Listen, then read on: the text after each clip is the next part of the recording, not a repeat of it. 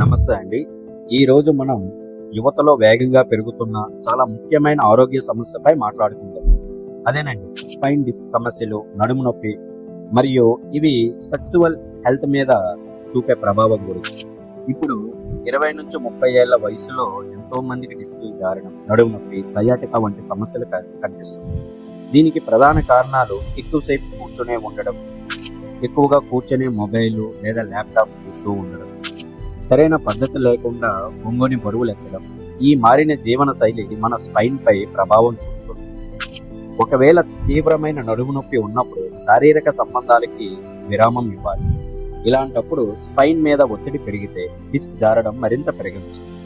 సరైన విశ్రాంతి అవసరం. నొప్పి తగ్గిన తరువాత ప్యాసివ్ పొజిషన్లు అంటే స్ట్రెస్ ఫ్రీ పొజిషన్స్ తో జాగ్రత్తగా శారీరక జీవితాన్ని మొదలు పెట్టవచ్చు. ఇది శరీరాన్ని మెల్లగా అడ్జస్ట్ అవుతుండేలా సహాయపడుతుంది. ఏ విధమైన ఆవేశం వద్దు.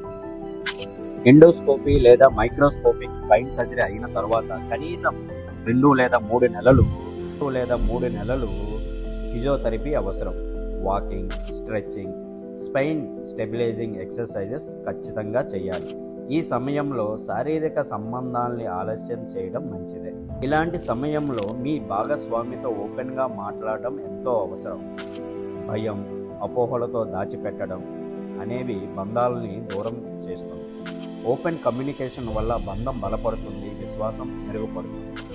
ప్రతి ఒక్కరి శరీరం వేరు, అందుకే గూగుల్ కంటే మీ న్యూరో సర్జన్ చెప్పే సలహాలనే నమ్మండి. మీ శరీరానికి సరిపోయే సురక్షిత మార్గం ఆయన చెబుతారు. స్పైన్ సమస్యలు ఉన్న పెళ్లి సంబంధాలు కొనసాగుతాయి. జ్ఞానం, వైద్య సహాయం, ఓర్పుతో మీరు నొప్పిని, అపోహల్ని జయించగలరు. మరిన్ని వివరాలకి నన్ను సంప్రదించండి.